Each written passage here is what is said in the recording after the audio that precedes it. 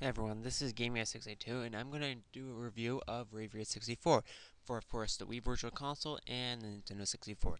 Now, I'm going to make a note that I'm not editing this video at all because, well, there's not really much to actually show except the race courses. Now, Rave 64 is a racing game. Well, yeah, I'm pretty sure you can guess what you're racing on. But, yeah, now, before I do anything, right now, it's a perfect visual of the graphics. But first, I shall explain the options. Always a thing. Well, you can change the name of each person, which is very nice. So you can make your own name. You can check all the records, everything, so you can see if you're winning. You can change the conditions if you beat it. You can change the audio.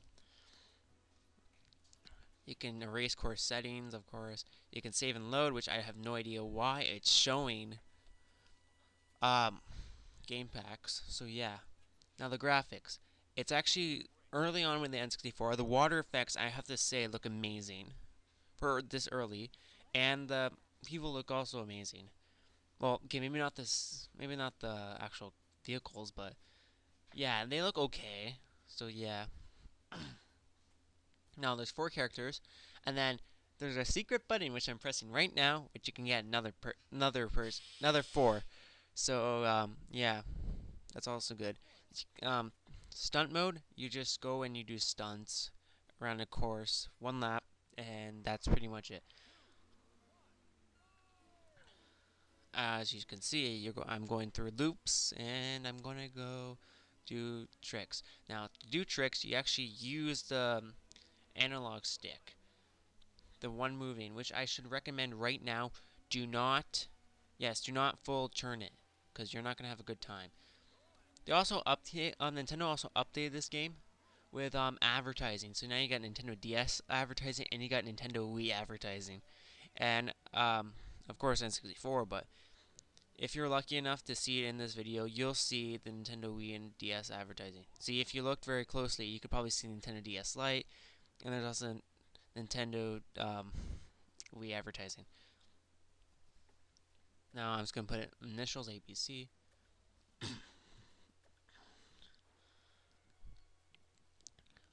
The next mode, which I would like to talk about, is well, there's two-player in it, so you can play two-player. There's time trials. Well, it's pretty much what you expect of time trials, so there's no way explaining. But the next one is championship, and you got four difficulties, which of course you have to unlock.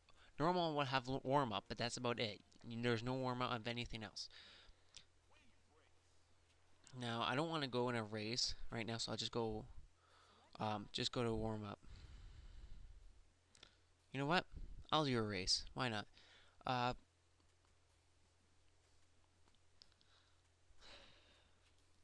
So you can even edit everything, which is awesome about a game. You can edit every single feature you want. You can edit the character's name, you can edit this. Of course, you can't edit the tracks. But yeah, you can now about this gameplay, you can miss five things, which you have to go inside the arrow, and it's a race. And you want to beat the rank that's saying right beside my rank. There's a 4 and there's an up. I have to be better than fourth place, but there's only 4 people, so I'll be set. And it wouldn't determine on that.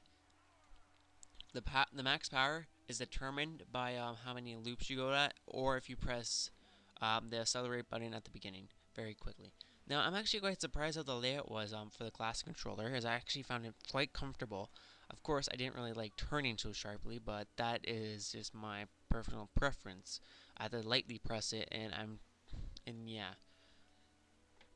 Um, Tricks are actually easier to pull off. You don't have to press any buttons, you just use the analog stick.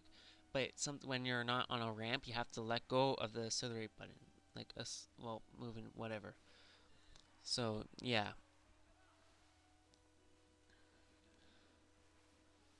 As you can see, I'm winning quite easily, but on the harder difficulties, there are more traps in the way. The floating left and right bubbles, whatever, beacons are in different locations, so it's much harder.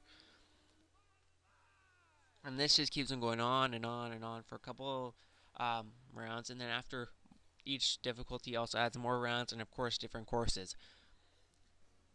You can always retire if you didn't really like the course. Now, there's no story in this game basically, except you want to win. The gameplay I already talked about, the graphics I already talked about. So, in general, I'm going to talk about now the courses.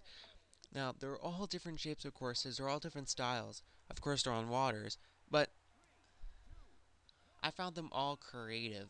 But okay, maybe not all of them. Most of them are kind of plain, as you can tell by the first course I raced on. But other than that, most of them are creative, as in the sense there's one in the Arctic, and of course I hated that one. And there's one in like a war zone type thing, but of course there's no war actually going on. It's just like military. And yeah, the place I'm in right now is a perfect place to train. It's the best part if you don't want to race. You can just go and do whatever you want. It's basically freestyle. Um, and it's perfect. I'm going to perform some tricks right now. Uh, like here's the backflip, and all I'm using is the analog stick. Of course, you can always hold straight on the analog stick, the left analog stick. That's what I'm talking about the whole time, by the way. To go faster, you can hold down to go slower, and you move it to do tricks. Now in this in this one, there's no racing, but it's suggesting you follow the dolphin. Dolphin, who cares? Who wants to follow a dolphin anyway? Have fun. Now, I would recommend this if you want a fun racing game. But if you want a serious game to download, do not pick this game. Um, in fact, it's fun for a while, but after a while, you'll get bored of it pretty easily. Well, I did anyway, but it takes some time getting used to. And I'm actually going to give it a 7.5 because, well, you only got two players, and you only got like a certain amount of tracks. Of course, you can't just pick a race and go, which sucks. And yeah, that's my score.